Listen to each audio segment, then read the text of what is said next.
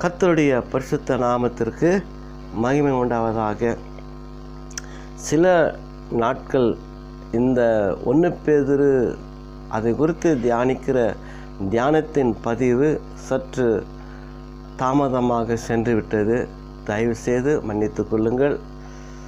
திடீர்னு நாங்கள் இருக்கிற முன்னால் இருந்த வீடை காலி பண்ணி புது வீட்டுக்கு வந்தோம். அதனால் சரி, குடும்ப காரியங்களை பார்க்க வேண்டிய சூழ்நிலை ஏற்பட்டது. ஆகவே எங்களை மன்னித்து கொள்ளுங்கள். தொடர்ந்து இந்த தியானம் நடைபெறும். இந்த நாளில் 1 பேதுரு 1வது அதிகாரம் 10-11 நாம் வாசித்து ஆக முன்னொரு பதிவில் அந்த ரட்சிப்பையும் கிருபையும் குறித்து பார்த்தோம், ஆராய்ந்து. அதை விட இன்னும் சற்று ஆழமாக பார்ப்போம். அதாவது 1 பேதுரு 1ஆம் அதிகாரம் 10-11 உங்களுக்கு உண்டான கிருபையை குறித்து தீர்க்கதரிசனம் சொன்ன தீர்க்கதரிசிகள் இந்த ரட்சிப்பை குறித்து கருத்தாய் ஆராய்ந்து பரிசோதனை பண்ணினார்கள். தங்களிலுள்ள கிறிஸ்துவின் ஆவியானவர் கிறிஸ்துவுக்கு உண்டாகும் பாடுகளையும் அவைகளுக்கு பின்வரும் மகிமைகளையும் முன்னறிவித்த போது இன்ன காலத்தை குறித்தார் என்பதையும் அந்த காலத்தை விசேஷம் என்னதென்பதையும் ஆராய்ந்தார்கள். இப்போது இதில் நம்ம பார்க்கப்படும் பொழுது ஒரு வேத புத்தகத்தை ஒரு ஆராய்ச்சி பண்ண வேண்டியவர்களாக இருக்கிறோம், அல்லது பரிசோதனை பண்ணக்கூடியவர்களாக இருக்கிறோம். ரெண்டும் ஒன்று தான். ஆனால் அனுபவத்தில் கொஞ்சம் வித்தியாசம் நமக்கு படுகிறது. பரிசோதனை வேறு, ஆராய்ந்து பார்ப்பது வேறு. ஆனால் எதிலுமே 2 காரியத்தில் நுழைஞ்சோம் என்று கேட்டால், விசுவாசத்தில் நாம் மனத்தெளிவு உள்ளவர்களாக கர்த்தராகிய இயேசு கிறிஸ்துவை விசுவாசிக்க முடியும். எதுக்குமே நாம் ஒரு ஆராய்ச்சி பண்ண வேண்டியது நல்லது தான், ஒன்றும் கெடுதல் கிடையாது. யோவான் 5ஆம் அதிகாரம் 31 வாசித்தால், வேத புத்தகத்தை ஆராய்ந்து பாருங்கள், அவைகளால் உங்களுக்கு நித்திய ஜீவன் உண்டாகுகிறது, என்னை குறித்து சாட்சி சொல்லுகிறவர்களும் அவைகளே. இப்போ வேதத்தை நாம் ஆராய்ந்து பார்ப்பது தான் ரொம்ப நல்லது பிரியமானவர்களே. தாவீது சொல்கிறாரு, நான் இரவும் பகலும் பரிசுத்தமான வேத புத்தகத்தை தியானம் செய்கிறேன்றார். தியானம் செய்வது ரொம்ப நல்லது. கர்த்தருடைய வேதத்தை தியானம் செய்கிற வாழ்க்கை ஒரு நீர் கால்கள் ஓரமாய் நடப்பட்ட ஒரு கனி கொடுக்கிற ஒரு திராட்சை செடியை போல, அல்லது ஒலிவ மரம் போல, அல்லது நல்ல கனி கொடுக்கிறதான ஒரு மாதுளஞ்செடியை போல, எல்லாம் ஒரு அத்திப்பழம் போல, மரத்தை போல அந்த பழங்களை கொடுக்கிற ஒரு கனிமரமாய் நாம் காணப்படுவோம் பிரியமார்களே. நல்ல செழிப்புள்ள ஒரு வாழ்க்கை நாம் ஜெபித்து கர்த்தரிடத்தில் வாங்குகிறோம், அது ஆசீர்வாதம். அதை விட மேலான ஒரு ஆசீர்வாதம் கர்த்தருடைய வசனத்தின் மூலமாய் கிடைப்பது தான் மிகப்பெரிய ஆசீர்வாதம். 6 நாள் நம்முடைய சொந்த வேலையை பார்க்கிறோம், 7வது நாள் ஏன் தேவாலயத்தை தேடி கர்த்தரை ஆராதிக்கிறோம்? அங்கே தேவனுடைய மனுஷர் பேசுகிற அந்த வார்த்தையில் நாம் பிழைக்கக்கூடியவர்களாக இருக்கிறோம், நாம் ஜீவன் அடையக்கூடியவர்களாக இருக்கிறோம். நம்முடைய ஆவிக்குரிய வாழ்க்கை நல்ல ஒரு முதிர்ந்த அனுபவத்துக்குள்ளே செல்லக்கூடியதான ஒரு வளர்ச்சியின் பாதையில் செல்லக்கூடியதாக இருக்கிறது. என்னுடைய அனுபவத்தில் வேதத்தை படிக்கும்போது கர்த்தர் பேசும்போது எவ்வளோ பெரிய சந்தோஷம் இருக்கும் தெரியுமா?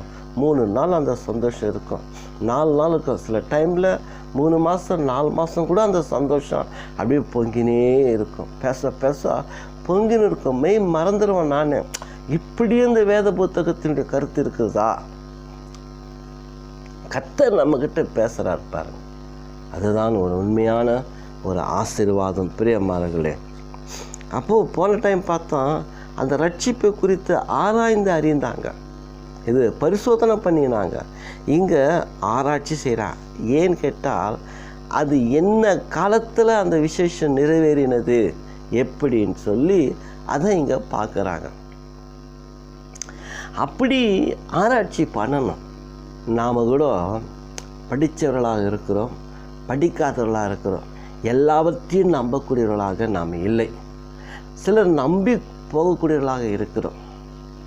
பாரு, சிலருடைய வாழ்க்கை, குறிப்பாக இந்த வாலிப்பிள்ளைகளுடைய வாழ்க்கையில் யாரோ ஒருத்தர் குறுக்க வருவாங்க, அவங்களுக்கு தகுந்த ஒரு வாலிப்பிள்ளைங்களை. ஆனால் அவங்க பேச்சுகளை நம்பி போயிடுவாங்க. அதான் தப்பாக முடிகிறது. சிலது நன்றாகவும் வாழ்க்கை அமையும். எதுக்குமே ஒரு ஆராய்ச்சி பண்ணுவது ரொம்ப நல்லது. குடும்ப வாழ்க்கை எப்படி, நம்முடைய எதிர்காலம் எப்படி, நாம் எப்படி ஏமாந்து போவோம், இதை குறித்து நம்ம ஆராய்ச்சி பண்ணி நமக்கு வேண்டிய அந்த எதிர்காலத்துடைய நல்ல நோக்கத்தை அடைவதற்கு பிரயாசப்பட்டால் நல்லது. அப்படிதான் நம்ம பிரயாசப்படணும். என்னோட வாழ்க்கையில் சில பெரியவங்களே குறுக்கிட்டாங்க, ஆனால் அவங்களுடைய வார்த்தைக்கு நான் செவி கொடுக்கலை. எங்கள் அப்பா அம்மா சொல்லட்டும், அன்னைக்கு நான் பெண்ணை பார்ப்பேன், தேடி பார்ப்பேன், எனக்கு தகுந்த ஒரு ஜோடியாய் திருமணம் பண்ணுவேன், எங்கள் அப்பா அம்மா உத்தரவில்லாத யாருக்கும் செவி கொடுக்க மாட்டேன்னு சொன்னேன். அதனுடைய விளைவு என்ன தெரியுங்களா? இன்றைக்கி நான் நல்லா இருக்கிறேன், இல்லைன்னா படுகுழியில் தள்ளியிருப்பாங்க. கூட இருந்தே குழி நோண்டுறாங்க பாரு, அவங்க தான். யாரோ ஒருத்தர் ஒரு பெண்ணுடைய வாழ்க்கைக்காக அவங்க செய்கிற தவறில் மூடி மறைச்சிட்டு மற்றவங்களை ஏமாற்றி தலையில் கட்டுவாங்க. நாம் கேர்லெஸ்ஸாக இருக்கக்கூடாது, ரொம்ப கேர்ஃபுல்லாக இருக்க வேண்டும். எதை நம்பணும் நம்பக்கூடாது. எது தாய் தகப்பனை சார்ந்திருக்கணுமோ அதை சார்ந்திருக்கணும். ஏன்னா அது தான் நம்முடைய வேத புத்தகமே.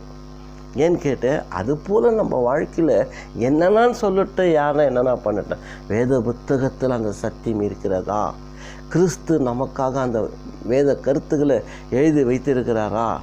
தேவ சமூகத்தில் வேத சத்தியம் அதுக்கு ஆதரவு கொடுக்குதா, ஒத்துழைப்பு கொடுக்குதா, இல்லை ஆமான்னு சொல்லுதா, இல்லை இல்லைன்னு சொல்லுதா? இப்படி வேதத்தை நம்ம ஆராயணும் பிரியமார்களே. எப்பவுமே, அதாவது எவ்ரி டைம் தேவன் நம்மளோட கூட பேசிக்கொண்டே இருக்க மாட்டார். எதுக்கு பேசுகிறோமோ அதுக்கு தான் பேசுவார். ஒரு தேவதூதர் ஒரு இடத்துக்கு வர்றாருன்னா கர்த்தருடைய காரியமாக இருக்கணும். கர்த்தர் அவங்களுடைய உயிருக்கு ஆபத்தான சூழ்நிலையில் உதவி செய்யவோ அல்லது தேவ சித்தத்தை செய்யும்படி அறிவிக்கும்படி அந்த தூதரை உபயோகப்படுத்துவார். எப்படி? அதுதான் கர்த்தருடைய வேத புத்தகம். என்னுடைய வார்த்தையை நான் அனுப்புவேன், அவங்களை குணமாக்குவேன்றார். என்ன அழகான வார்த்தை! சதித்த அறிவீர்கள், சத்தியங்களை விடுதலையாக்கும்ன்றார். ஆக இப்படிப்பட்ட ஒரு நல்ல காரியத்தை முன்கூட்டி சொல்லப்பட்டதை பின்னொரு காலத்தில் நிறைவேறுதுன்னா எப்படி? எந்த காலத்தில் என்ன விசேஷமாக இருக்கிறது? ஒரு ஆராய்ச்சி பண்ணுறாங்க. பிரியமானவர்களே, நமக்குள்ள ஒரு ஆராய்ச்சி இருக்க வேண்டும். நமக்கு ஒரு சொந்தமாக லைப்ரரி இருக்க வேண்டும். இருப்பது நல்லது. நமக்கு வேண்டிய ஆதாரங்களை திரட்டி கொண்டே போகலாம், பார்க்கலாம். எவ்வளோ வேதத்தை கற்றுக்கொள்ளக்கூடியவர்களாக இருக்கிறோம். அனுதினம் கற்றுக்கொள்ளக்கூடியவர்களாக இருக்கிற நம்முடைய வாழ்க்கையில் வேதத்தை ஆராய்ந்து பார்க்கணும். பல பிரசங்கத்தை கேட்கிறோம், நல்லது. ஆனால் அது வேத வசனத்துக்கு ஒத்து போகிறதா? வேத உபதேசத்துக்கு ஒத்து போகிறதா? தேவ ஆவியானவர் அதை குறித்து திட்டவட்டமாக எழுதியிருக்கிறாரா? அப்படி ஆராய்ச்சி பண்ணணும். சம்மா ஆமா சாமின்னு போகிறது நாம் படுகுழியில் விழுற மாதிரி இருக்கும். ஒன்று சொல்கிறேன் பாருங்க, நம்முடைய பெற்றோர், நம்முடைய கூட பிறந்த சகோதர சகோதரிகள், இவங்களுடைய ஆலோசனை மிகவும் மேலான ஒரு ஆலோசனை. அதை விட மேலான ஒரு ஆலோசனை இருக்குதுன்னா அது தேவனுடைய ஆலோசனை. நம்ம யாரையும் கெடுத்துட மாட்டாங்க, நம்ம யாரும் படுகொழியில் விழவைக்க மாட்டாங்க. 1000ல் 1 இல்லை 100ல் 1 நடக்கும் அப்படி. ஏன்னா அவங்களுடைய வறுமையின் கோட்பாட்டுக்குள்ளே இருப்பதனால நடக்கும். ஆனால் தேவ சமூகத்தில் இருக்கிற தேவனுடைய பிள்ளைங்கிட்ட அது நடக்காது. தெரியும். தேவ தரிசனம் எப்படியோ அதே தான் பெற்றோருடைய எண்ணங்களும். பெற்றோருடைய எண்ணங்கள் எப்படியோ அதைத்தான் தேவ தரிசனம். தேவன் அதைத்தான் நமக்கு அந்த வழியை காட்டியே கொண்டு போகிறார். பிரியமானவர்களே, இது ரொம்ப சிம்பிளான வேர்டு. வாழ்க்கையே உணர்ந்து தெய்வ சமூகத்தில் ரொம்ப ஆழமாக தியானம் பண்ணால் இந்த வார்த்தை 100க்கு 100 உண்மையாக இருக்கும். நான் ஆராய்ச்சி பண்ணி கண்டுபிடிச்சிட்டேன், எவ்வளோ உண்மைன்னு நினச்சிட்டேன். அதுதான் பிரியமானவர்களே. சரி, தொடர்ந்து நம்ம இதை குறித்து நம்ம தியானம் பண்ணணும்னு கேட்டால் பாரு, இந்த இயேசு கிறிஸ்து மத்தேயு 8ஆம் அதிகாரம் 16-17, அப்புறமா ஏசாயா 43:4-7 வாசித்தால் இயேசு கிறிஸ்து சுகத்தை கொடுப்பது இங்கே சொல்லியிருக்குது. ஏசாயாவில் சொல்லப்பட்டது எங்கே? மத்தேயு 8ஆம் அதிகாரத்தில் சொல்கிறார். உங்கள் பலவீனங்களை நான் ஏற்றுக்கொண்டேன், உங்கள் பிணிகளை நான் ஏற்றுக்கொண்டேன், உங்களை வியாதிகளை குணமாக்கினேன் சொல்கிறாரு. அப்போது எப்போ ஒரு காலத்தில் சொல்லப்பட்டதை இப்போ அந்த ஆண்டவர் நிறைவேற்றக்கூடிய காலத்தில் வந்துட்டார். பரிசுத்த வேதா புத்தகத்தை தேவாலயத்தில் கொடுக்கும் பொழுது இன்றைக்கு இந்த வேத வாக்கியம் நிறைவேறினதுன்னு சொல்கிறார் இயேசு கிறிஸ்து. அங்கேயே ஒரு புள்ளி யூதருக்குள்ளே ஒரு குத்திடுச்சு. என்னடா இன்றைக்கு நிறைவேறிச்சா? எப்படி தெரியல, கிறிஸ்து பற்றி தெரியல. அப்படி தொடர்ந்து சொல்லும் பொழுது தான் அவரோட உபதேசம் பிடிக்காதனால தலைக்கீழாய் தள்ளும்படி செங்குத்தான மலைக்கு கொண்டு போகிறாங்க. அவருடைய உபதேசம் புரியல. புரிகிற மாதிரி சொன்னால் நம்ப மாட்டேன்றாங்க. எலிசா காலத்தில் நாகமான் ஒருவன் தான் குஷ்டரோகத்தை குணமாக்கினான். வேதம் நமக்கு அதுதான் சொல்லுது. அதைத்தான் இயேசு கிறிஸ்து சொல்கிறாரு. அதை நம்ப முடியாதனா ஒருத்தன் தானா? அப்போ பல பேர் குணமாக்கப்பட்டானா சொல்ல வேண்டியதானே? பல கேள்விகளை கேட்குற அந்த வேதப்பாரகர், பரிசேயர், சதுசேயர் இந்த கேள்வி கேட்டுக்கலாம். எப்படி நீ சொல்லலாம்? எத்தனையோ பேர் குணமாக்கி இருக்கிறாங்க. சொல்ல வரலை. நாகமான் ஒன்று தான். அப்போது அது நிறைவேறக்கூடிய அந்த அனுபவத்தை இயேசு சொன்னதை நம்மளை ஏற்றுக்கொள்ள புரியல. அப்படிப்பட்டவங்க என்ன பண்ணவங்க? கல்லெறிஞ்சு கொல்லுவாங்க. தலைக்கீழாக தள்ள நினச்சாங்க, அவர் மறைந்து விட்டார். அதுதாங்க ஒரு அனுபவம். ஆனால் என்ன சொல்கிறாருன்னா, பேதுருவில் வாசித்தா, அந்த ஏசாயால வாசித்தா அவருடைய தழும்புகளால் குணமாகிறோம். என்னைக்கோ பாடுபட்டு மரித்து போனவர் இன்னைக்கு ஒருவருக்கு சுகம் கொடுக்குறாருன்னா அவருடைய தழும்புனால தான் குணமாக்க முடியும். அவருடைய வடுவு, அடிப்பட்ட அந்த வடுவு, அதில் குணமாக்குறார். அந்த தழும்பு அடையாளம் குணமாக்கிறார். அது பட்டாலே போதும். அப்படி பார்க்கும்போது அதை தான் இவங்க ஆராய்ச்சி பண்ணுறாங்க, எப்படி ஏதுன்னுட்டு. மத்தேயு 1:23 வாசித்தாலும், ஏசாயா 7ஆம் அதிகாரத்தில் வாசித்தாலும், இம்மானுவேல் நம்மோடு கூட இருக்கணும்னா ஒரு கன்னி வயிற்றில் பிறந்து தான் வரணுன்றார். ஏன் ஒரு கன்னினா அவருடைய கற்பு சுத்தமானவைகள், அதுதான் அங்கே இருக்கிறது. நம்ம கன்னி நிறம் எல்லாமே கன்னி ஆகிடாது. அவரோட வாழ்க்கை அந்த கற்பு மேலே கவனம் அதிகமாக செலுத்தக்கூடியவளாக இருக்க வேண்டும். எந்த ஒரு ஆணுனாலையும் கரப்படக்கூடாது. மற்ற ஆணுகள் நம்ம இச்சிக்கப்படத்தக்கதான அளவுக்கு அலங்காரத்தன்மையோடு கூட வாழக்கூடாது. எந்த விதத்திலுமே நாம் கரப்படாதபடிக்கு காத்து கொள்ளக்கூடிய அந்த கன்னி தான். அந்த கன்னி பருவம் அவ்வளோ உயர்ந்தது உலகத்தில். ஆனால் தான் இன்றைக்கி ஒரு ஜப குறிப்பில் ஒரு ஐயா சொன்னார், குஜராத்தில் நினைக்கிறேன், ஏதோ ஒரு மாநிலத்தில் வருஷத்துக்கு 8000 பேர் வாழை பிள்ளைகள் காணன்றாங்க. யார் பெற்ற பிள்ளையோ யாரோ கடத்தியும் கொண்டு போகிறாங்க. ஜப குறிப்பாய் வந்தது, அதை ஞாபகப்படுத்துகிறேங்க. பாருங்கள்.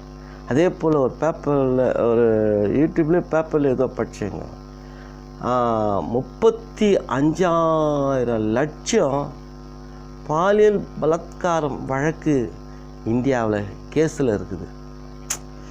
எப்படி சூறையாடுறாங்க பாரு. ஆனால் அதை விட ரொம்ப அருமையானது அந்த கற்பு தான். பெண்ணுடைய மதிப்பே அது தான்.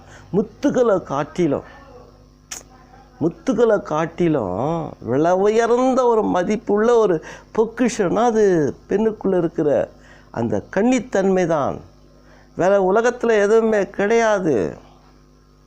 ஆனால் ஆண்கள் அதை ரொம்ப ஒரு கேவலமாக, அற்பமாக, அதாவது ரொம்ப சொற்பம் தனத்தோட ஒரு கீழ்த்தரமான எண்ணத்தில் அதை கெடுத்து நாசம் பண்ணிட்டு போய்ட்றான். தாமாருக்கு வேதத்தில் அப்படி தான் பண்ணார். ஆனால் இங்கே அப்படி இல்லை. அது அப்படியே பழக்க வழக்கமாக மாறிவிட்டது. நான் ரொம்ப அடிக்கடிக்கு நினச்சி கண்ணீரோடு ஜெபம் பண்ணுவேன். பெண்களுக்கு பாதுகாப்பு கொடு. ஒரு பெண்ணுக்கு வேண்டிய பாதுகாப்பு கொடையா. யார் பெற்ற பெண்ணை யார் அனுபவிக்கிறது? முடியாது. நீ இந்த உலகத்துக்கு ஒரு கட்டுப்பாட்டு கொண்டு வா, தடுத்து நிறுத்துன்னு ஜெபந்தான் பண்ண முடியும். அதே போல் நாம் கூட அந்த மாதிரி ஒரு ஜெபத்தை செய்வது மிகவும் நல்லது பிரியமானவர்களே. நாம் ஜெபிப்பது தேவனுக்கு மிகவும் பெரிய ஒரு மகிமையான ஒரு காரியத்தை நமக்கு தேவன் சொல்லி கொடுக்கிறார். ஏன்? தேவன் நம்மோடு கூட தேவன் நம்மோடு இருக்கணும்னா அந்த கற்பானது, அந்த கன்னித்தன்மை அவ்வளோ தூய்மையாக இருக்க வேண்டும். அதனால தான் ஏசாயாவில் சொன்னார், மத்தேயுவில் நிறைவேற்ற தேவன் நம்மோடு கூட இருக்கிறார். நம்மோடு இருக்கிற யோசேப்பு கொஞ்சம் சற்று தவறாக நினைத்தான். ஆனால் அவன் நீதிமானாக இருந்ததுனால தேவன் அவருக்கு எச்சரிப்பு கொடுக்கும்போது, ஐயப்படாத, சேர்த்துக்கோன்னு சொல்லும்போது தான் மனைவியை சேர்த்து கொண்டான். என்ன அழகாக அங்கே சொல்லுது பார். அதுதான் பிரியமானவர்களே. இப்போ அப்படி பார்க்கப்படும் பொழுது தொடர்ந்து நம்ம வாசித்தால் இயேசு கிறிஸ்து அந்த காட்டி கொடுக்கப்படுகிற அந்த சமயங்களில் சீஷர்களுக்கு என்ன சொல்கிறாரு? மைப்பனை வெட்டும் பொழுது ஆடுகள் சிதறுண்டு போகன்னார். அதைத்தான் அந்த சகரியா 13:7 வாசித்தால் அங்கே மெய்ப்பனை வெட்டும் பொழுது ஆடுகள் சிதறுண்டு போகுதுன்றார். பழைய ஏற்பாட்டில் பல அர்த்தமுடிகளை சொல்கிறார் ஆண்டவர். மெய்ப்பெண் இல்லாத ஆடுகள் சிதறண்டு போகுன்றார். கூலிக்கு வேலை செய்கிறவன் அவன் அந்த ஆடுகளை சிதறடிச்சுட்டு போயிடுவான். தான் உயிர் காப்பாற்றினால் பரவாயில்ல. அதை யோவான் 10 அவர் சொல்கிறார், 11 நினைக்கிறேன், நல்ல மெய்ப்பன் தன் ஆடுகளுக்காக ஜீவனையே கொடுக்குறான். அது மாதிரி ஜீவனை கொடுக்குற மெய்ப்பனுக்கு ஆடுகள் சிதறண்டு போகாது. அதனால தான் தாவீது தாவீதை ராஜாவாய் இஸ்ரவேலுக்கு தெரிந்து கொண்டதன் என்று கேட்டால், தன்னுடைய ஆடுகளுக்கு, சிங்கத்துக்கும் ஓநாய்க்கும் கரடிகளுக்கும் அவன் காப்பாற்றி கொண்டு வந்ததுனால தான் மனுஷனுக்கும் இப்படி செய்வான் தான் நினச்சி ஆண்டவர் அவனுக்கு அந்த அனுபவத்தை கொடுக்கிறார். ஆகவே பிரியமானவர்களே, நம்முடைய வாழ்க்கையிலே அதுதான் முக்கியம். எரேமியா 22 வாசித்தால் யோசியாவின் குமாரனாகிய யோயாக்கீம் அவருடைய வாழ்க்கையில் அங்கே சொல்கிறாரு என்னன்னு கேட்டால், அதில் 22, 29 வாசித்தால், அதே போல் 23:1-2 எரேமியா 23:1-2 வாசித்தால், ஆடுகள் சிதறடிக்க மெய்ப்பெண்களே காரணமாக இருக்கிறாங்கன்றார். மெய்ப்பெண் இல்லைன்னா அவ்வளோதான், மெய்ப்பெண் உதாரியாக இருந்தாலும் அவ்வளோதான். ஆனால் நல்ல மெய்ப்பெண் தன் ஆடுகளுக்காக ஜீவனையே கொடுப்பான். அதுதான் பிரியமானவர்களே. ஒரு குடும்பத்தில் ஒரு தலைவர் பொறுப்பு ஒன்று இருந்தால், அது ஆணாகட்டும் பெண்ணனாக இருக்கட்டும், ஆனால் அந்த தலைவருங்க தான் துணையார்களை, பிள்ளைகளை கண்ணும் கருத்தமாய் காப்பாற்றணும். ஒரு பொருளுக்காக பக்கத்து வீட்டில் போய் வாங்கக்கூடாது. அதை நாமே சவதரித்து அந்த குடும்பத்துக்கு கொடுக்கணும், கட்டி எழுப்பணும். ஆயிரங்காலத்து பயிரனா சமாதானம், நம்ம வாரிசுங்களாம் அப்படியே வளரணுங்க. கர்த்தருக்கு பயப்படுற பயத்தில் தெல்லுமுள்ளால் வளரக்கூடாது. அடுத்தவனுடைய சொத்தை அபகரித்து வாழ்கிற வாழ்க்கை இல்லை. நம்மளை அதிகாரங்களை துஷ்ட பிரயோகம் பண்ணி கொள்ளையடித்து வாழ்கிற வாழ்க்கை இல்லை. நாம் ஒரு தலைமுறை 2 தலைமுறை 4 தலைமுறை சேர்த்து வச்சு வாழ்கிற வாழ்க்கை இல்லை. அன்றாட கூலி வாழ்க்கை இருந்தாலும் குடும்பத்துக்கு வேண்டிய தேவைகளை கொடுத்து அதை கட்டி வளர்த்து சந்தோஷமாய் உண்டு உறங்கி ஒரு வாழ்க்கையை வாழ்ந்தோம் என்று கேட்டால் கர்த்தர் எதிர்காலத்தில் மிகப்பெரிய ஒரு ஆசீர்வாதத்தை கொடுப்பார். அதுதான் ஒரு குடும்ப வாழ்க்கை. சபையாகப்பட்டது, ஐயோ விசுவாசிங்க நமக்கு காணிக்கை கொடுக்கல, தசம்பகம் கொடுக்கல, சரியானபடி இல்லைன்ற கவலை இருக்கக்கூடாது. ஏழையோ எளியோரோ பணக்காரனோ அவங்க வந்து கர்த்தரை ஆராதித்து போனாலே போதும், அந்த பாரம் இருக்கணும். அதுதான் அந்த ரட்சிப்பு. சும்மா அவன் கொடுக்குற காணிக்கை தசம்பாகத்தை வாங்கி நாம் சாப்பிட்டு கொண்டு இருந்தால் அவங்க செய்கிற தவறுகளை கண்டிக்க முடியாது, தட்டி எழுப்ப முடியாது, திருத்த முடியாது. அவங்களோட சேர்ந்த நாமம் பாவத்தில் வாழ்ந்து சாக வேண்டியது தான். ஆனால் நாம் சரியாக இருந்தோம் என்றால் அவங்கள தட்டி கேட்பதற்கு ஓய்வு நாளில் பேசுகிற சத்தியம்தான். கர்த்தர் ஆராதிக்கிற ஒரு அனுபவம் அங்கே உண்டாகும். பிரியமார்களே, அந்த மெய்ப்பர் உள்ளத்தில் இருக்க வேண்டும். அதிகமாக ஜெபிக்க வேண்டும், பாரப்பட வேண்டும். ஐயோ இன்னைக்கு வரலையே, ஏன் வரல, என்னத்துக்கு வரல, அந்த கவலை இருப்பது ரொம்ப நல்லது. அதுதான் மெய்ப்பெண் இல்லாத ஆடுகள் சிதறுண்டு போகும். அதே போல் சகரியா 13:7 வாசித்தால் மெய்ப்பெண்ணை வெட்டும்போது ஆடுகள் சிதறுண்டு போகுதுன்றார். அப்போது அங்கே அதுதான் ஆண்டவர் சொல்கிறாரு. இந்த ராத்திரியில் மெய்ப்பெண் வெட்டப்படும் பொழுது என்ன பண்ணுவாங்க, ஆடுகளாகிய நீங்கள் சிதறுண்டு போவீங்கன்னு அவர் சொல்கிறாரு. இன்றைக்கு நீங்கள் என்னோட கூட இருக்கிறீங்க, ஆனால் என்னை காட்டி கொடுக்குறோம் வரும்போது என்னை கொலை செய்ய பிரதான ஆசாரியன் வேதப்பார பரிசேயர் வரும்பொழுது நீங்களெல்லாம் சிதறுண்டு ஓடி போயிடுங்கன்னா. அப்போ பேர் சொல்கிறார், இல்லை நான் இருப்பேன்னா. கடைசியில் அவரை பிடித்து கொண்டு நியாயஸ்தானத்துக்கு போகும்போது பேதுருவை திட்ட ஆரம்பித்தான், சபிக்க ஆரம்பித்தான். ஆடுகள் சிதறுண்டு போய்விட்டது. பேதுருவும் சிதறுண்டு போயிட்டான். ஒவ்வொரு சீஷர்களும் 4 பக்கம் அப்படியே சிதறுண்டு போயிட்டாங்க. ஏன் கேட்குற, உயிரையே கொடுக்குறேன்னவங்க கிறிஸ்துவின் அன்பை ருசி பார்த்து அவரோடு கூட இணைந்து ஊழியம் செய்த சீஷர்களே அவுட்டு. அவர் நம்ம ஐயா யூதாஸ் காரியத்தை அவர் போய் இயேசு கிறிஸ்துவை காட்டி கொடுத்துட்டார். அவரால் இயேசு கிறிஸ்துவுக்கும் சீஷர்களுக்கும் உள்ள உறவு, அந்த அன்பை சிதறுண்டு போயிடுச்சு பார்.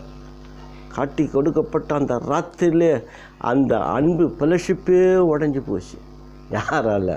அந்த யூதாசை செய்த தவறுனால. காட்டி கொடுத்தா இங்கே ஃபெலோஷிப்பு உடஞ்சி போச்சு. ஒருவன் செய்கிற தவறு தாங்க 1008 பிரச்சனை உண்டாகுது. அதனால தான் அவங்க எப்போ சொல்லப்பட்ட தீர்க்க தரிசனம் இந்த நாளில் எங்கே நிறைவேறுதுன்னு ஆராய்ச்சி பண்ணாங்க எப்படின்ட்டு. அப்போது அப்படியே நம்ம தொடர்ந்து நம்ம தியானம் பண்ணும்போது இந்த இயேசு கிறிஸ்துடைய வாழ்க்கையில் தம்முடைய சீஷர்களுக்கு ஒரு சம்பவம் நடக்கிறது. யோவான் 12ஆம் அதிகாரம் 1-16 வசனத்தை நம்ம வாசித்தால் அவங்க இயேசு கிறிஸ்துவை நினைவு கூர்றாங்க. இதை அந்த இயேசு கிறிஸ்துவுக்காக சொல்லப்பட்ட அந்த தீர்க்க தரிசன வார்த்தையை நினைவு கூர்றாங்க. ஏன்னா அவர் இந்த தேவாலயத்தை அவர் சுத்தம் செய்கிறார். வியாபாரிகளை அடித்து விரட்டுறாரு, விற்கிறவர்களை அவர் என்ன பண்ணுறாரு, துரத்தி விடுகிறாரு, போயிடுங்கன்றாரு. அது மட்டுமல்ல, அப்படி செய்யப்படும் பொழுது அங்கே ஆண்டவர் சொன்னதை அவங்க நினைக்கிறாங்க. ஆனால் இந்த இடத்துல அப்படி பார்க்கப்படும் பொழுது அந்த பவனி பாருங்கள் போகிறாங்க, இயேசு கிறிஸ்து கழுதை மேலே உட்கார வைத்து அவங்க ஆண்டவருக்கு அந்த துளிர் இலைகளை உடைச்சி கீழே போடும்போதும், ஓசன்னா கர்த்தருடைய நாமத்தில் வருகிறவர் ஸ்தோத்தரிக்கப்பட்டவர் என்று சொல்லப்படும் பொழுதும், அந்த ஆர்ப்பாட்டம் செய்யப்படும் பொழுது இவங்களுக்கே தெரியல அது. ஆனால் இயேசு உயிர் தெழுந்த பின்னால் நினைக்கிறாங்க இதுதான் ரொம்ப கிரேட்டு. ஏன்னு கேட்டால் அவங்களே உணர்றாங்க, ஐயோ நாமே செய்தோமா. அப்போ இயேசு கிறிஸ்துக்கு மட்டும் தீர்க்க தரிசனம் அல்ல, சிஷ்யர்களுக்கும் இந்த தீர்க்க தரிசனம் உண்டு, நமக்கு கூட உண்டு. உலகத்தில் கிறிஸ்து உலகம் உண்டாகாததுக்கு முன்னாலேயே கிறிஸ்துவுக்குள் நம்மை முன்குறித்தார், தெரிந்து கொண்டார், பேர் சொல்லி அழைத்தார். கர்ப்பத்தில் உருவாகிறதுக்கு முன்னாலே முன்குறித்து நம்மளை தெரிந்து கொண்டார்னா எல்லாம் தீர்க்க தரிசனம், நம்மையும் அப்படி தான். ஆகவே பிரியமானவர்களே, இந்த இடத்துல நம்ம வாசிக்கப்படும் போது அந்த குருத்தோலைகளை பிடிச்சி அவங்க ஆண்டவர் துதித்து பாடும் பொழுது அவர் சொல்கிறாரு, இவைகளை அவர் சீஷர்கள் துவக்கத்தில் அறியவில்லை, இயேசு மகிமை அடைந்த பின்பு இப்படி அவரை குறித்து எழுதியிருக்கிறதே தாங்கள் எப்படி அவருக்கு செய்ததை நினைவு கூர்ந்தார். அப்போ எவ்வளோ ஒரு சந்தோஷம் இருக்கும் பாரு. அதுதாங்க இருக்கிற ஒரு மிகப்பெரிய ஒரு சத்தியம். அவங்க அதை செய்தால் அவங்களுக்குள்ளவே அது ஒரு நம்ம போய் இப்படி செய்தோம்மா, நம்ம யாருக்கோ எழுதப்பட்டது, யாருக்கோ சொல்லப்பட்டது, எந்த காலத்திலோ சொல்லப்பட்டதுன்னா இவங்க காலத்தில் இவங்களே செய்யும்படி தேவன் நியமித்த அந்த நியமிப்பு தான் ஒரு ஆச்சரியமானது. மெய்ப்பனை வெட்டும்போது ஆடுகள் சதுரண்டு போகணும்னா இந்த சீஷருக்கு தான் சதுரண்டு போவான்னு எழுத வச்சப்பட்ட ஒரு தீர்க்கதரிசனமுடைய வார்த்தை. தேவாலயத்தில் அந்த வியாபாரிகள் இருக்கும் பொழுது அவைகளை அடித்து துரத்துறாரு. இது ஜப வீடு, யார் இப்படி வியாபாரம் பண்ணினது அப்படின்னு சொல்லிட்டு அவர் யோவான் 2ஆம் அதிகாரத்தில் நம்ம வாசித்தால் அங்கே சொல்கிறாரு, இந்த ஆலயத்தை இடித்து தள்ளுங்க, 3 நாளைக்கு பின்பு நான் அதை எழுப்புவேன்றாரு. அப்போ இந்த வார்த்தையை ஆரம்பத்தில் புரியல, பின்னால் ஐயோ இயேசு சொன்னது 40 வருஷம் 42 வருஷத்தில் கட்டப்பட்ட தேவாலயத்தை பற்றி சொல்லலை, தான் சரீரத்தை பற்றி சொன்னார் என்று அவங்க நினைவு கூர்ந்தாங்களாம். அதுதான் ரொம்ப ஒரு உண்மையான ஒரு தரிசனத்தினுடைய ஒரு மேன்மை பிரியமானவர்களே. அதுதான் அங்கே நமக்கு ரொம்ப அழகாக நமக்கு சொல்லி கொடுக்குறார் ஆண்டவர். வேறு யாருக்கும் இல்லை அப்படிப்பட்ட ஒரு பாக்கியத்தை நமக்கு ஆண்டவர் கொடுத்து இருக்கிறார். அவர் இப்படி சொன்னதை அவர் மரித்தோரிலிருந்து எழுந்த பின்பு அவருடைய சீஷர்கள் நினைவு கூர்ந்து வேத வாக்கியத்தையும் இயேசு சொன்ன வசனத்தையும் விசுவாசித்தார்கள். ஒரு நல்ல ஒரு ஆழமான ஒரு உபதேசத்தை அங்கே விளக்கி காட்டுறார். அது புரியுது அவங்களுக்கு தான். அப்போது அவர் சொன்ன அந்த தீர்க்கதரிசி சொன்ன வார்த்தைகள் இந்த சீஷருடைய வாழ்க்கையில் நிறைவேறுகிறது பாரு. இதுதாயா மிகவும் அடித்தரமான ஒரு வேத வசனம். யூதாசு சொல்கிறாரு, இயேசு கிறிஸ்து வருவார், அவர் மகிமையிலையும் மேன்மையிலும் வருவார் அப்படின்னு சொல்கிறாரு. அந்த காலம் எவ்வளோ காலத்துடைய தீர்க்கதரிசனம் இன்னுங்குது, ஆரம்பமாக தான் முடிவாதமாக இருக்குது. வெளிப்படுத்துகிற விசேஷத்தில் வாசித்தால் அவர் வரும்போது அவருடைய குத்தின கண்கள் அவரை காணுமா. இது பற்றியா? அப்போ இது யாருக்கு காணும், யாருக்கு புரியல. ஆனால் அந்த மேன்மையான அந்த வருகையில் நாம் அவரை கூட தரிசிப்போம் இல்லை கூட வருவோன்ற ஒரு அர்த்தத்தில் பார்த்தா கிறிஸ்துவுக்குள் மரித்தவர்கள் முதலாவது எழுந்திருப்பாங்க, பின்பு உயிர் இருக்கிற நாம் மறுவும் அடைவோம். ஒரு வேளை அந்த கூட்டத்தில் நம்ம குறித்த 7ஆம் தலைமுறையான குறித்த அந்த தீர்க்க தரிசனத்தில் நம்ம இருந்தோம்னா எவ்வளோ மேன்மை, எவ்வளோ மகிமை நம்ம குறித்து தான் அந்த சத்தியத்தை அவர் சொல்லியிருக்கிறார். எவ்வளோ ஒரு சந்தோஷம் தெரியுமா? இந்த வசனங்களை தியானிக்கும் போது உள்ள அப்படியே பால் பொங்குற மாதிரி அந்த ஆனந்த இன்பம் சந்தோஷம் மகிழ்ச்சி பொங்குங்க. உலகத்தில் இல்லை, இங்கேயே இருக்குது. அவ்வளோ ஒரு ஆழமான கருத்து. அதுதான் அங்கே ஆண்டவர் சொல்லுகிறார் நமக்கு. அப்போ சீஷர்களோட வாழ்க்கையில் அது செய்யப்படும் போது எவ்வளோ இதுவாக இருக்கும். அது இந்த இயேசு கிறிஸ்து உயிர்த்தெழுந்த பின்பு அது அப்படியே இருக்கட்டும். இயேசு கிறிஸ்து அவர் இந்த உலகத்தில் வாழும்போது தன்னை குறித்து சொல்லுகிறார், பிரதான ஆசாரியன் கையில் என்னை ஒப்பு கொடுப்பாங்க அப்படின்னு சொல்லி அவர் சொல்கிறாரு. ஏன்னு கேட்டால் அவரை சிலுவையில் அறையப்படும்படி மத்தேயு 20:18-19 பிரதான ஆசாரியர் மூப்பர் அவரால் என்ன பண்ணுவாங்க, பரியாசம் பண்ணப்பட்டு பல விதமான கேலி கிண்டல் பண்ணி கொடுமைப்பட்டு அடித்து சிலையில் அறைவாங்க. அவர் 3ஆம் நாளோ மரித்து உயிரோடு எழும்புவார் என்றார். அதுதான் நல்ல ஒரு தீர்க்க தரிசனம். மற்ற தீர்க்க தரிசனம் இருக்குதுங்க, அது அந்த காலத்துடைய மேன்மை. நட்சத்திரத்துக்கு நட்சத்திரம் மேன்மை வித்தியாசப்படுவது போல் என் பார்வைக்கு வித்தியாசம் இருக்கிறது. ஏன்னா இவர் தன்னை குறித்து சொல்கிறார் பாரு, எவ்வளோ ஒரு இது. ஏன்னா கிறிஸ்துவின் பாடுகளை மகிமையை அறிவிக்கும் பொழுது இன்ன காலத்தில் நிறைவேறும் என்று ஆராய்ந்தார்கள். அப்போது இவைகள் இயேசு தன்னை பற்றி சொல்லப்படும் பொழுது அவருக்கு ஒரு ஆச்சரியம்தான், நமக்கும் ஒரு ஆச்சரியம்தான். அந்த வெளிப்பாடு வரும் பொழுது எவ்வளோ ஒரு பக்கம் நமக்கு சந்தோஷமாக இருக்கலாம், ஆனால் அவருக்கு எவ்வளோ வேதனை இருக்கும். என்ன போய் அதான் கெச்சமேனு தோட்டத்தில் பிதாவே உமக்கு சித்தமாக இருந்தால் இந்த பாத்திரம் என்னை விட்டு நீங்கிட்டு வந்தார். அவர் ஒத்துக்கலை. அப்போ இந்த வசனம் அங்கே நிறைவேறுது. பிரதனாசனம் சிலுவில் அறியன்றாங்க. எவ்வளோ ஒரு மோசமான நிலையில் அவங்க இருக்கிறாங்க பிரியமானவர்களே. அதுதான் ஏசாயா 53 வாசித்தா எவ்வளோ பாடுகளை குறித்து எவ்வளோ நமக்கு அந்த உபத்திரங்களை சுட்டி காட்டுது. அதுபோல் அவர் மரித்து உயிரோடு எழுந்த பின்பு அவர் என்ன சொல்கிறாங்கன்னா, பாரு எம்மாவூர் சீஷன் கிராமத்துக்கு போகிறாங்க. இயேசு கூடவும் அவர் இணைஞ்சு போகிறார். ஏன்பா வருத்தம் படுறீங்க, வேதனைப்படுறீங்க, என்ன விஷயம்னா எருசலேம் நடந்த இயேசு கிறிஸ்துடைய மரணத்தை குறித்து விவரித்து சொல்கிறாங்க.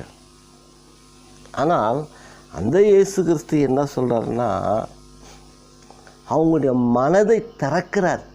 வேத வசனத்தை அறிந்து கொள்ளும்படி மனதை திறந்து மோசையின் மூலியமாக தீர்க்கதரிசியின் மூலியமாக நியாயப்பிரமாணமாக சொல்லப்பட்ட சத்தியங்களை உணர்த்தி காட்டி அதை அறிந்து கொள்ள மனதை திறக்கும் பொழுதுதான் அவங்களே பிரமிக்கிறாங்க. சில சமயத்தில் வேத வசனம் புரியறதில்ல, பிரசங்கம் புரியல, நம்முடைய மனது குருளாக்கி இருக்கிறான். அந்த கண்களை திறக்கணும். பிரகாசமான மனக்கடலை தேவன் கொடுப்பார் என்றால் அவைகள் புரிந்து கொள்ள முடியும். ஆனால் இங்கே அதுதான் செய்கிறார். அப்போது அவங்களுக்கு அந்த யுக்தி எப்போ மகிமை அடைந்தது. இப்போது இயேசு கிறிஸ்து உயிர் தேர்ந்த பின்னால் நமக்கு என்ன ஒரு ஆசீர்வாதம் சொல்லுங்கள் பார்க்கலாம். நம்முடைய மனதை அவரை திறக்க வேண்டும். லீதியால் அவள் கர்த்தருடைய வசனத்தை கேட்கும்படி இருதயத்தை கொடுத்தாராம். அவருடைய இருதயத்தை திறந்தாராம். ஏற்றுக்கொள்ளக்கூடிய ஒரு மனப்பான்மை. பேதுரு பிரசங்கம் பண்ணுறாரு, இயேசு கிறிஸ்து சொன்ன மாதிரி நாங்கள் அவர் மரித்தோலிருந்து தேவன் எழுப்பினதற்கு நாங்கள் சாட்சின்னு சொல்கிறாரு. அநேகர் 3000 பேர்கிட்ட ரட்சிக்கப்படுறாங்க. அப்போ காரணம் என்ன? அவர் சொல்லுகிற அந்த வார்த்தை தான் மகிமை. அதாவது இயேசு கிறிஸ்து உயிர் தேர்ந்த பின்னால் அந்த பாடுகளும் மகிமையும் தேவ ஆவியினால் நமக்கு வெளிப்படுது என்று கேட்டால் அந்த ரட்சிப்பு தான் காரணம். 10 வாசித்த அவருடைய கிருபையும் ரட்சிப்பையும் ஆராய்ந்தது போல, பரிசோதித்தது போல, 11 ஆராய்ந்தது போல நமக்கு என்ன தேவை, எந்த ஆங்கிளில் நீ பார்த்தாலும் ஒரே கண்ணோட்டம், இயேசு கிறிஸ்துடைய ரட்சிப்பு ஒன்று தான் நாம் அடைய வேண்டியது. ஒரு கண்ணனாக இருந்தால் என்ன, ஒரு கை இல்லாதவனாக இருந்தால் என்ன, ஒரு காலாக இருந்தால் என்ன, பரலோகத்துக்கு போயிடலான்றார். பரலோகத்தில் போனால் எந்த வியாதியுமே இல்லை, பூலோகத்தில் தான் அந்த வியாதியில் அவதிப்பட்டு சாக வேண்டியது. ஆனால் ரட்சிப்பு இருக்கணும், அதுதான் மெயின் முக்கியம். அந்த ரட்சிப்பே இல்லைன்னா என்ன பண்ண முடியும்? ஒன்றும் செய்ய முடியாது. ஆகவே இயேசு கிறிஸ்து மரித்தெழுந்து உயிரோடு எழுந்ததுடைய மேன்மை என்னென்று கேட்டால், தேவன் நம்முடைய மனக்கண்களை திறந்தார். தேவன் வேதத்தை அறிந்து கொள்ளும்படி அவர் அந்த மனக்கண்ணில் திறக்கின்றார். பவுல் ஜெபிக்கிறார், பிரகாசமான மனக்கண்ணில் இவளுக்கு கொடுக்கும்படி, தேவனுடைய மகிமையை மகத்துவம் அந்த கிறிஸ்துவின் அன்பை அறிந்து கொள்ளும்படி அந்த மனக்கண்களை திறந்தள்ளும் என்று சொல்லி வேண்டிக் கொள்கிறார். அவிசுவாசுடைய மனக்கண் குருளாய் இருக்கிறது. அந்த குருட்டு கண்களை தெளிவடைய பார்வடைய தேவன் ஒளியை கொடுக்கிறார். அதுதான் பெரியம்மார்களே. ஆக மனதை திறக்கிறார். நம்முடைய மனதை திறக்க வேண்டும். உங்களுடைய மனதை திறக்க வேண்டும். அதில் ரட்சிப்பை அடைய வேண்டும். வேத சத்தியத்துகளை புரிந்து கொண்டு, அறிந்து கொண்டு, தெரிந்து கொண்டு, அவரை பின்பற்றி வாழ்ந்து அந்த வேத வசனத்தினால நித்திய ஜீவனை அடைய வேண்டும். நித்திய ஜீவன் தாங்க. இன்னைக்கு எப்படியோ வாழறாங்க கிறிஸ்தவங்க. ஆனால் மரித்தால் பரலோகம் போவாங்களா? கர்த்தர் எழுப்புவாரா? அந்த யோசனை பண்ணி பாருங்கள். பவுலுக்கு டவுட் ஆகிடுச்சு. நான் எப்படியெல்லாம் மரித்தோலிருந்து உயிரோடு எழுந்திருப்பதற்காக எல்லாவற்றையும் நஷ்டமும் குப்பையாக எண்ணிவிட்டேன்றார். இப்போ அவர் போகிற பாதையே ஒரு கடினம் என்று கேட்டால், இன்றைய காலத்தில் நம்முடைய பாதைகள் எப்படி இருக்கும்? மிகவும் கடினமானதாக இருக்கிறது. உலகத்தை அல்ல, உலகத்தின் ஆஸ்தி சொத்துகள் அல்ல, கிறிஸ்துவின் அன்பிலே வளரக்கூடிய அந்த மன தெளிவு நமக்கு வேணும். கிறிஸ்துவின் ராஜ்யத்தை அடையக்கூடிய அந்த மன வாஞ்சை தாகம் நமக்கு வேண்டும். எப்படியாயிலும் அந்த எக்கால சத்தம் தொனித்தால் முதல் சத்தம் நம்முடைய காதுகளை கேட்க வேண்டும். நம்முடைய கல்லறைகள் திறக்கப்பட வேண்டும். இல்லை, அவர் கேட்ட அந்த வார்த்தையில் அந்த நிமிஷமே ஒன்று மறுரூபம் அடைந்தாகிலும் அவரிடத்துக்கு போகிற ஒரு ஆசையில், வாஞ்சையில், தாகத்தில், அந்த மன பாரத்தில் ஒரு கிறிஸ்துவ வாழ்க்கை வாழ்ந்தே தீருவோம். ஆமாம் பிரியமார்களே, உலகத்தை அல்ல, கலப்பை மேலே கை வைத்தவன் திரும்பி பார்க்காத கடவென்றார்.